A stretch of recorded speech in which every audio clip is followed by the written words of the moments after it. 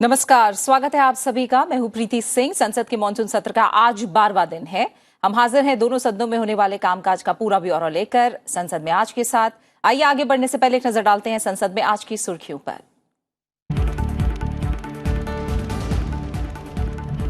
राज्यसभा में आज विचार और पारित करने के लिए 5 अहम विधेयक। Deposit insurance and credit guarantee corporation amendment bill 2021 पर होगी चर्चा। बैंकों में जमाकर्ताओं को मिलेगा 5 लाख रुपए तक का सुरक्षा कवर का प्रावधान। सीमित दायित्व भागीदारी संशोधन विधेयक 2021 पर भी सदन में होगा विचार। वित्त मंत्री निर्मला सीतारमण करेंगी राज्यसभा में साधारण बीमा कारोबार संशोधन विधेयक 2021 पर चर्चा और पारित करने का प्रस्ताव। सार्वजनिक क्षेत्र की बीमा कंपनियों के विनिवेश से जुड़ा है बिल। सदन में भारतीय एयरपोर्ट्स इकोनॉमिक रेगुलेटरी अथॉरिटी संशोधन बिल 2021 पर होगा विचार। संशोधन से छोटे एयरपोर्ट के विकास को मिलेगा प्रोत्साहन।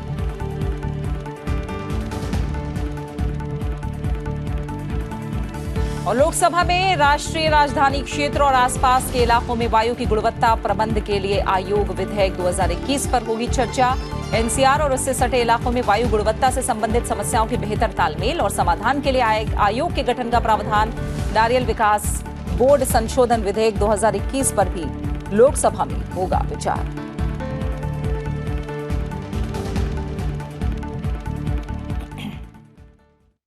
संसद के आज के एजेंडे पर अब विस्तार से नजर डालते हैं। दोनों ही सदनों में काफी अहम कामकाज हैं जो निपटाए जाने हैं। राज्यसभा में आज देखें तो 5 अहम विधेयक विचार और पारित करने के लिए कार्यसूची में शामिल हैं।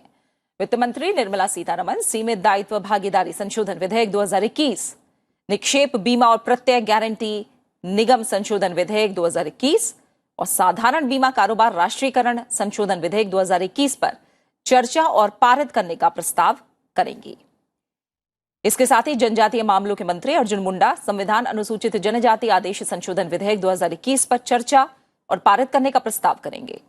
वहीं नागरिक उड्डयन मंत्री ज्योतिरादित्य सिंधिया भारतीय विमानपत्तन आर्थिक विनियामक प्राधिकरण संशोधन विधेयक 2021 चर्चा और पारित करने का प्रस्ताव करेंगे। सामाजिक न्याय और अधिकारिता मंत्री डॉक्टर वीरेंद्र कुमार मंत्रालय की 2019-20 और 2020-21 के अनुदान मांगों के संबंध में संसदीय स्थायी समिति की सिफारिशों के कार्यान्वयन की स्थिति के बारे में बयान देंगे।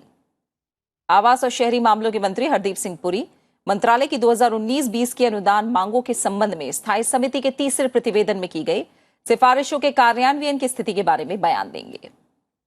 गृह राज्य मंत्री नित्यानंद राय दिल्ली में बिगड़ती हुई यातायात की स्थिति के प्रबंध पर 222वें और 228वें प्रतिवेदन में कही गई सिफारिशों के कार्यान्वयन की स्थिति के बारे में बयान देंगे। वहीं इस्पात मंत्रालय और गृह मंत्रालय से संबंधित मंत्री सदन में बयान देंगे। सदन में आज विभिन्न मंत्रालय से संबंधित समितियों का प्रतिवेदन और विवरण प्रस्तुत किया जाएगा। साथ ही अलग अलग मंत्रालयों से जुड़े अहम पत्र भी सदन के पटल पर रखे जाएंगे। प्रश्नकाल के दौरान जनहित से जुड़े अहम सवाल पूछे जाएंगे। इसके अलावा पश्चिम बंगाल से नवनिर्वाचित सांसद जवाहर सरकार सदन की सदस्यता की शपथ लेंगे। सीधा रुख करेंगे संसद भवन परिसर में। मेरे सहयोगी अखिलेश सुमन मेरे साथ जुड़े हुए हैं। अखिलेश, हम देख रहे हैं आज मानसून सत्र का 12वां दिन और राज्यसभा का एजेंडा काफी एक तरह से कहें काफी अहम और काफी लंबा चौड़ा दिखाई दे रहा है, विधायी कामकाज के लिहाज से भी और बाकी कामकाज हम देख रहे हैं तो भी आज काफी अहम एजेंडा है। किस तरह की संभावनाएं उच्च सदन में? देखिए, निश्चित तौर पर प्रीति, जिस तरीके से ये मानसून सेशन में अभी तक जितने एजेंडा आए हैं उसमें सबसे बड़ा एजेंडा आज राज्यसभा में है और 5-5 बिल हैं। क्वेश्चन आवर और जीरो आवर तो होंगे ही, स्पेशल मेंशन भी है। तो कह सकते हैं कि आज अगर सदन सुचारू रूप से चला तो हो सकता है थोड़ा और देर तक चलाना पड़े। लेकिन देखना होगा, कल बिजनेस एडवाइजरी कमेटी की मीटिंग हुई थी और इस बिजनेस एडवाइजरी कमेटी की मीटिंग में सरकार की तरफ से ये सारे प्रस्ताव रखे गए थे, जिस पर विपक्ष ने कहा था कि हाँ देखा जाएगा किस तरीके से सदन चलता है। तो निश्चित तौर पे विपक्ष की एक सहमति मिली है तभी सरकार ये लेकर आई है। लेकिन कई बार होता है प्रीति ऐसा कि भी बैठकों में कुछ बात और होती है और फ्लोर पे स्थिति बदल जाती है।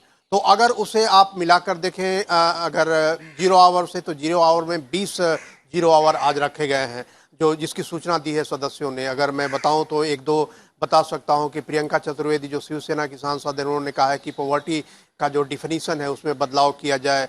बीजेपी के हैं हरनाथ सिंह यादव, उन्होंने कहा है कि रिलीजियस प्रेसों को जो है जो सरकार के नियंत्रण से मुक्त किया जाए। विनय विश्वम ने कहा है कि गरीब लोग जो छात्र हैं उनको मोबाइल फ़ोन, स्मार्टफोन दिया जाए। कांग्रेस के केशव कपाल ने कहा है कि जो यूएपीए के दुरुपयोग के बारे में सरकार विचार करे, उस पर चिंता जाहिर की है उन्होंने। तो इस तरह जीरो आवर में भी 20 जीरो आवर है, तो आप समझ सकती हैं कि किस तरह का सदस्यों की तरफ से भी किस तरह का भारी भरकम एजेंडा रखा गया है। तो अब देखना यह होगा कि क्या होता है, लेकिन अभी जो सवा 10 बजे बैठक चल रही थी, जो फ्लोर लीडर की बैठक होती है राज्यसभा के सभी विपक्षी सांसद, मल्लिकार्जुन खड़गे जो विपक्ष के नेता हैं राज्यसभा में, उनके यहाँ जाकर बैठक करते हैं, वो बैठक चल रही है। तो देखना यह हो कि उस बैठक का नतीजा क्या निकलता है। और इस बीच जो हमें पता चला है कि 267 के तहत भी कई प्रस्ताव रखे गए हैं, जिसमें कि फार्मर्स बिल से लेकर पेगासस जैसे मामले भी हैं। तो अब देखना होगा कि विपक्ष किस तरह से सरकार से जो कल सहमति बनी है, उस सहमति पे किस तरह से आगे बढ़ते हैं, या फिर नई स्थिति आज फिर फ्लोर पे उत्पन्न होती है। बिल्कुल, इस पर नजरें जाहिर तौर पर होंगी अखिलेश, और इस बीच हम पूरा जो एजेंडा आज लिस्टेड है उस पर एक एक करके नजर डालते हैं। आप बने रहिए हमारे साथ। राज्यसभा में आज deposit insurance and credit guarantee corporation amendment bill 2021 पर चर्चा होगी। वित्त मंत्री निर्मला सीतारमण इस पर विचार और पारित करने का प्रस्ताव करेंगी। इसमें जमाकर्ता की बैंक जमा राशि पर मूलधन और ब्याज दोनों में बीमा राशि को बढ़ाकर 5 लाख रुपए तक करने का प्रस्ताव है। गारंटीकृत राशि सभी उन बैंकों और वित्तीय संस्थानों के जमाकर्ताओं के लिए उपलब्ध होगी जहां बैंक आरबीआई की ओर से लगाए गए मोरेटोरियम के दायरे में आ गए हैं। नया बिल बीमित जमा राशि के निपटान के लिए एक समयबद्ध प्रक्रिया प्रदान करेगा। इसे 90 दिनों के भीतर पूरा करना होगा। नए बिल के तहत विभिन्न परिभाषाओं को भी बदला जाएगा। नए बिल के जरिए deposit insurance and credit guarantee corporation act 1961 में संशोधन किया जाएगा। 1961 का जो एक्ट है उसको एक तरह से संशोधित किया जाना है, अगर हम इस बिल की बात करें। और हाल ही में इसे हमने देखा, कैबिनेट की मंजूरी मिली थी, उसके बाद संसद में लेकर आई है। इस बिल को लेकर फिलहाल किस तरह के आसार हैं? देखिए, ये महत्वपूर्ण बिल है क्योंकि पिछले दिनों कुछ बैंकों के सामने ऐसी स्थिति उत्पन्न हुई थी, और खास करके जो सहकारी क्षेत्र के बैंक हैं उनके सामने ऐसी स्थिति उत्पन्न हुई थी कि वो उनके अंदर कुछ मामले ऐसे हुए थे जिससे बैंकों के बंद होने की स्थिति आ गई थी। तो सरकार वैसी स्थिति में जो ग्राहक हैं, जो डिपॉजिटर हैं, उनको किस तरह से गारंटी की जाए ताकि उनके अंदर भय न हो, और उन्होंने जो जमा की है राशि उसकी भी एक सुनिश्चित एक स्थिति बने, ताकि उनको लगे कि हाँ जी, हमारी राशि का एक न्यूनतम तो मिलेगा ही। तो 90 दिन के अंदर का जो प्रावधान है 5 लाख रुपए देने का, वह एक तरीके से कहे कि न्यूनतम गारंटी है, लेकिन इसका मतलब यह नहीं है कि वो बैंक अगर फिर से पुनर्स्थापित होते हैं या फिर से उनको पुनर्जीवन मिलता है तो अन्य जो राशि है आपकी नहीं मिलेगी। यह एक न्यूनतम राशि है जिसकी गारंटी आपको है, और वो रिजर्व बैंक के पूरी तरह से निर्देश के अंदर होगी, और 90 दिनों के अंदर 5 लाख रुपए अगर आप चाहें तो निकाल सकते हैं। तो ये स्थिति ये है कि ग्राहकों के अंदर एक विश्वास पैदा हो कि हमारे जो बैंक हैं वो अगर किसी कारणों से थोड़ी देर के लिए अगर अस्वस्थ भी होते हैं तो उनके अंदर जो हमारा मिनिमम डिपॉजिट है और मिनिमम जो हम रिसीव कर सकते हैं, जो पैसा ले सकते हैं, उसकी एक सीमा निर्धारित की गई है। और जो पहले 1 लाख थी, अभी बढ़ाकर इसे 5 लाख किया गया है। प्रीति, बिल्कुल। अखिलेश, अब आगे जो विधायी कामकाज है उस पर हम नजर डालेंगे। आज हम देख रहे हैं केंद्रीय वित्त मंत्री निर्मला सीतारमण राज्यसभा में ही सीमित दायित्व भागीदारी संशोधन विधेयक 2021 पर भी चर्चा और पास करने का प्रस्ताव करेंगी। इसके तहत अधिनियम के 12 अपराधों को आपराधिक श्रेणी से हटाया जाएगा और इन्हें एक आंतरिक निर्णय तंत्र में स्थानांतरित कर दिया जाएगा। इसका मकसद व्यापार को सुगम और स्टार्टअप को प्रोत्साहित करना है। ये बदलाव एलएलपी को कंपनी अधिनियम के तहत आने वाली कंपनियों के साथ समान अवसर उपलब्ध कराने में मदद करेगा। सरकार ने बुधवार को सीमित दायित्व भागीदारी संशोधन अधिनियम को मंजूरी दी थी। इसमें the limited liability partnership act 2008 में संशोधन का प्रस्ताव है।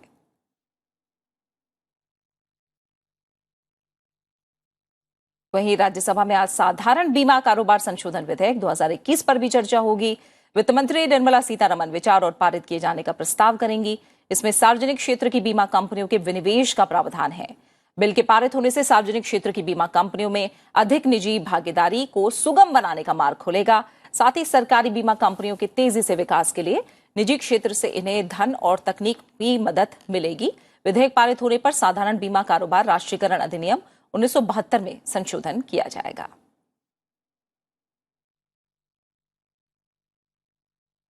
अखिलेश, आगे जो हम एजेंडा देख रहे हैं इसमें लिमिटेड लायबिलिटी बिल और जनरल इंश्योरेंस बिजनेस बिल जो है ये दोनों किस तरह से अहम हो जाएंगे? लिमिटेड लायबिलिटी बिल को लेकर भी हमने देखा था, हाल ही में कैबिनेट ने इसे मंजूरी दी और तुरंत इसे सरकार जो है वो संसद में पारित कराने के लिए लेकर आई। तो किस तरह से ये अहम है दोनों बिल?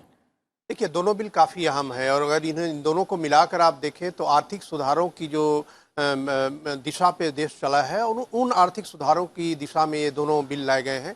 एक तो जो लिमिटेड लायबिलिटी है वो कंपनियों को आमतौर पे कई बार होता था कि ज़्यादा दंड देने का प्रावधान था और कई बार कंपनियों से कुछ चूक होती थी जो आर्थिक नेचर के चूक है, आर्थिक प्रकृति के चूक हैं और उनको उस तरीके से क्रिमिनल ऑफेंस में नहीं रखा जा सकता है।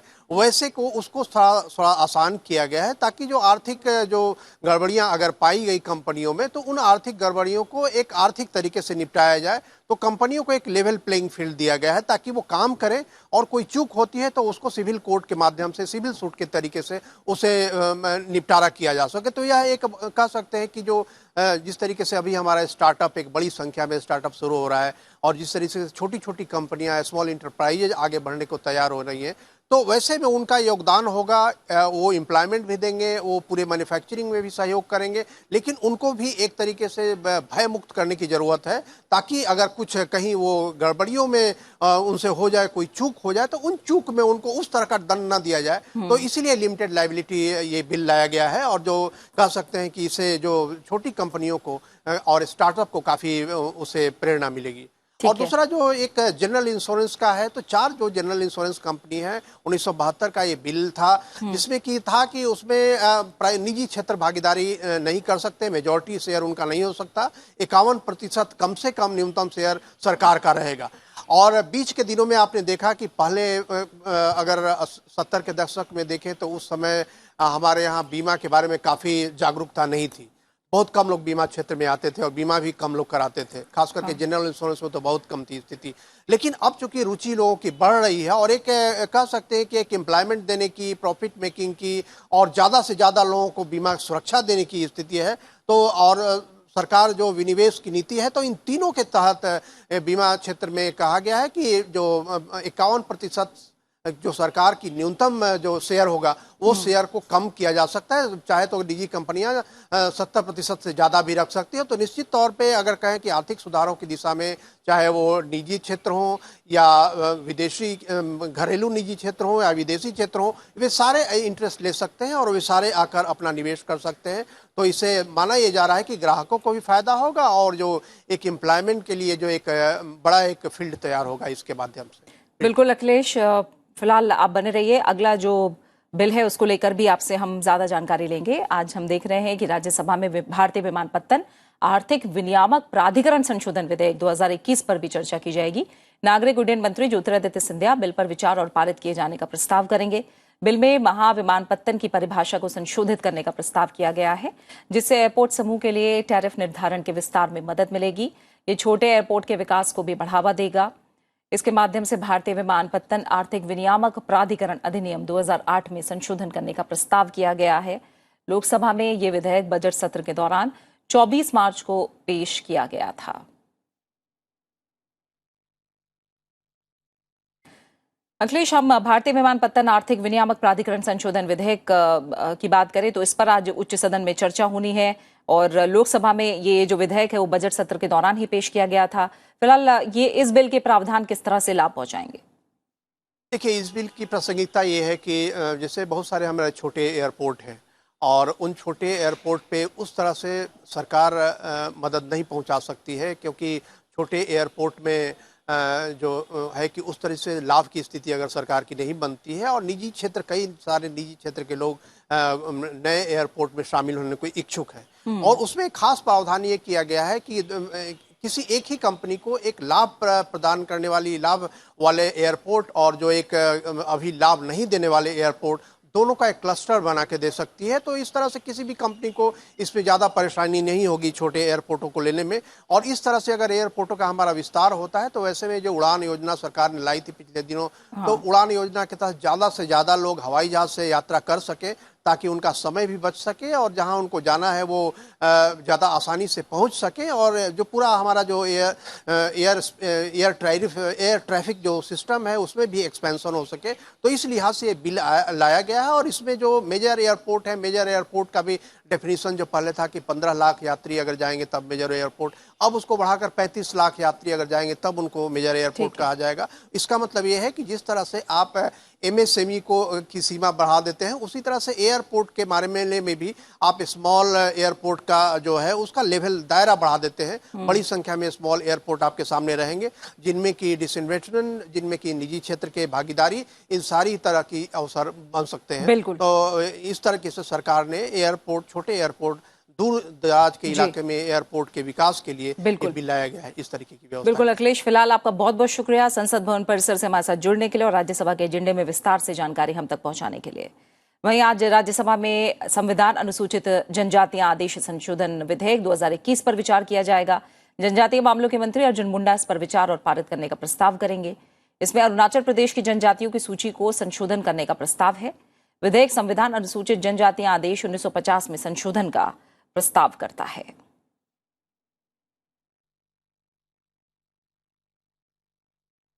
वहीं लोकसभा की बात करें तो पर्यावरण, वन और जलवायु परिवर्तन मंत्री भूपेंद्र यादव राष्ट्रीय राजधानी क्षेत्र और निकटवर्ती क्षेत्रों में वायु क्वालिटी प्रबंध आयोग विधेयक 2021 चर्चा और पारित करने का प्रस्ताव करेंगे। सदन में बिल से जुड़े अध्यादेश को लेकर कई सदस्य सांविधिक संकल्प पेश करेंगे। वहीं कृषि और किसान कल्याण मंत्री नरेंद्र सिंह तोमर नारियल विकास बोर्ड संशोधन विधेयक 2021 पर चर्चा और पारित करने का प्रस्ताव करेंगे। सदन में आज वैयक्तिक डेटा संरक्षण विधेयक 2019 संबंधी संयुक्त समिति में नए सदस्यों की नियुक्ति के बारे में प्रस्ताव किया जाएगा।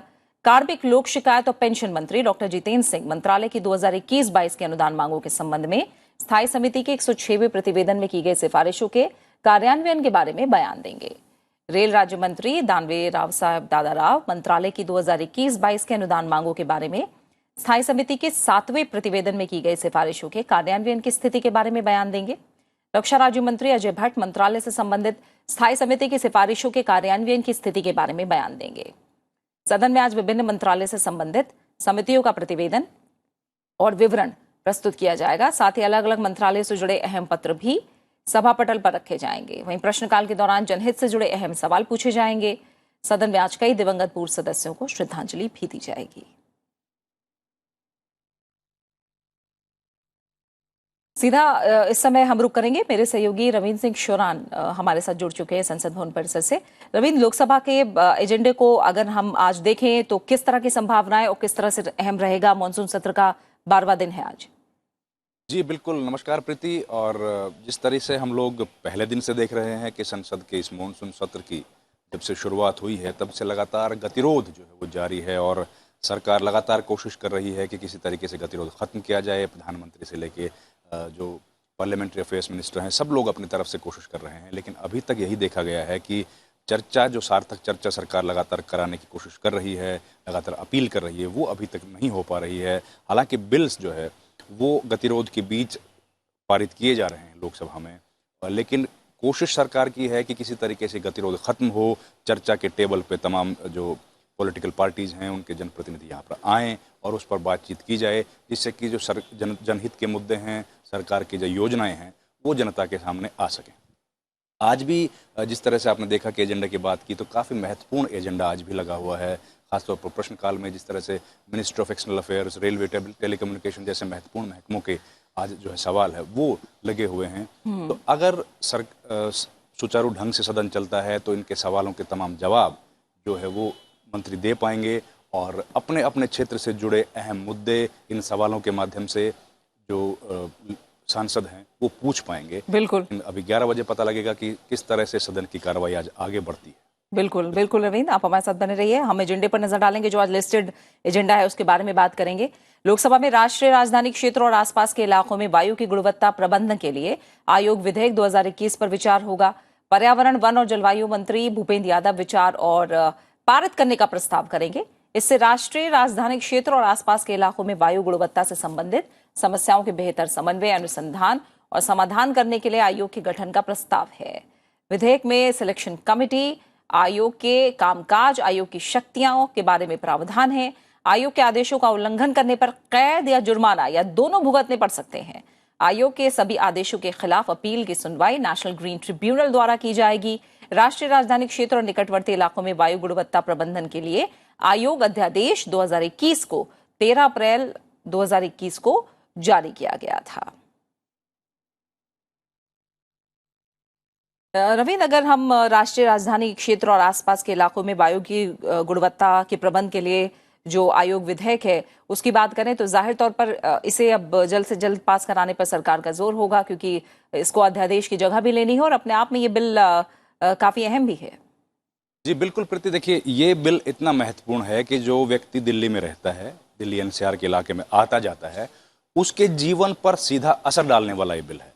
हम लोग पिछले करीब 2 दशक से देख रहे हैं कि दिल्ली किस तरीके से जो पोल्यूशन का एक मेनेस है उससे लगातार जूझ रही है। यहाँ पर रहने वाले लोग, खासतौर पर बुजुर्ग और बच्चे, वो किस तरह से परेशान हैं, चाहे वो ट्रैफिक का पोल्यूशन हो, चाहे वो पानी का पोल्यूशन हो, हवा किस तरीके से यहाँ पे गंदी हो गई थी, उनको सुधार करने की दिशा में किस तरह से कदम उठाए जाएं, इस पर सरकारें लगातार कोशिश करती रही हैं। और इसी के तहत एक सीपीए जो है 1998 में एक अथॉरिटी बनाई गई थी जो सुप्रीम कोर्ट के आदेश के बाद बनी थी, उसको रिप्लेस करने के लिए इस बिल को लेके आया गया है। जो नया कमीशन बनेगा उस कमीशन के तहत जो आसपास हरियाणा, पंजाब, उत्तर प्रदेश और राजस्थान के जो प्रतिनिधि हैं उनको शामिल किया जाएगा। कई बार पराली की वजह से भी यहाँ पर पोल्यूशन की खबरें आती रही हैं, तो उनके प्रतिनिधि शामिल होंगे और आसपास के इस इलाके में जो एनसीआर का रीजन है उसमें ये एक सुप्रीम बॉडी बन जाएगी पोल्यूशन को कंट्रोल करने के लिहाज से। हालांकि जो दूसरी बॉडीज हैं जैसे CPCB, central pollution control board है, या स्टेट के अपनी control board, pollution control boards हैं, वो लोग अपना काम करते रहेंगे। लेकिन इस इलाके में जो एनसीआर का रीजन है, जो दिल्ली से लेकर अगर हरियाणा की बात करें तो करनाल तक है, उधर अलवर तक है, उधर मुजफ्फरनगर और ये जींद का इलाका, ये तमाम जो इलाका है जो एनसीआर का इलाका है, इसमें ये जो नई अथॉरिटी बनने वाली है, नई कमीशन बनने वाला, ये प्रभावी तौर पर काम करेगा और पॉल्यूशन से जुड़े जो भी फैसले होंगे उनमें इनका सबसे ज्यादा दखल होगा। बिल्कुल, यानी कड़ी निगरानी भी होगी और कहीं ना कहीं जवाबदेही भी इसे लेकर तय होगी। जाहिर तौर पर अपने आप में ये काफी अहम विधेयक हो जाता है। फिलहाल आपका बहुत बहुत शुक्रिया रविंद्र, हमारे साथ जुड़ने के लिए और इस तमाम जानकारी को हम तक पहुंचाने के लिए। लोकसभा के एजेंडे में आगे बढ़ेंगे। लोकसभा में नारियल विकास बोर्ड संशोधन विधेयक 2021 पर चर्चा होगी। कृषि और किसान कल्याण मंत्री नरेंद्र सिंह तोमर चर्चा और पारित करने का प्रस्ताव करेंगे। बिल नारियल विकास बोर्ड एक्ट 1979 में संशोधन का प्रस्ताव करता है। विधेयक में बोर्ड के संयोजन में संशोधन का प्रावधान है जिससे उसके प्रबंधन और प्रशासन में सुधार किया जा सके।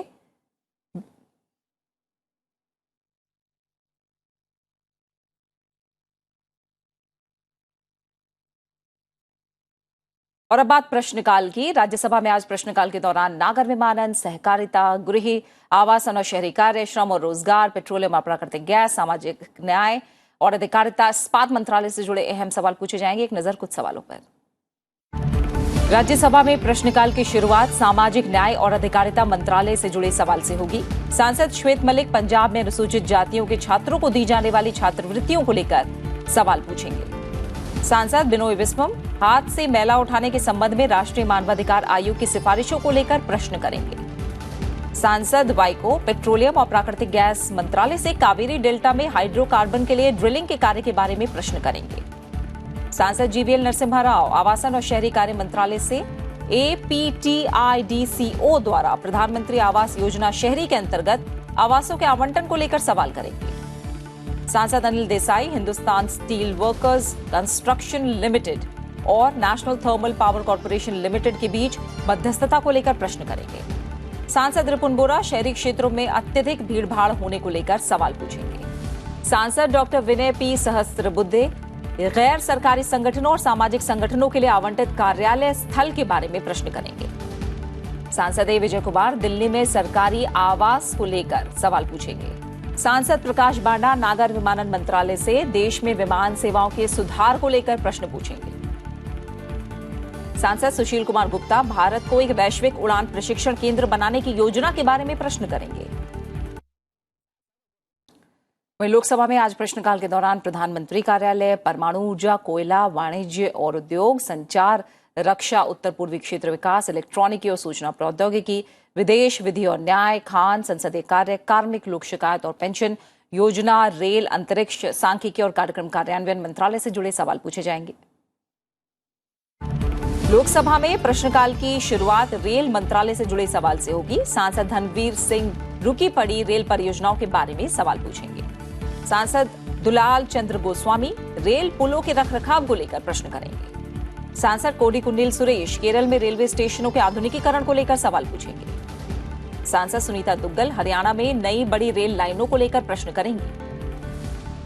सांसद विंसेंट एच पाला उत्तर पूर्वी क्षेत्र विकास मंत्रालय से उत्तर पूर्वी राज्यों को निधियों से संबंधित प्रश्न करेंगे। सांसद संगम लाल गुप्ता खान मंत्रालय से एस्बेस्टस खानों पर प्रतिबंध को लेकर सवाल पूछेंगे। सांसद तालारी रंगैया इलेक्ट्रॉनिकी और सूचना प्रौद्योगिकी मंत्रालय से सूचना प्रौद्योगिकी हार्डवेयर उत्पादों हेतु उत्पादन संबंध प्रोत्साहन योजना को लेकर प्रश्न करेंगे। और इसी के साथ फिलहाल संसद में आज में इतना ही। ठीक 11 बजे से आप देख सकते हैं राज्यसभा की कार्यवाही का सीधा प्रसारण। नमस्कार।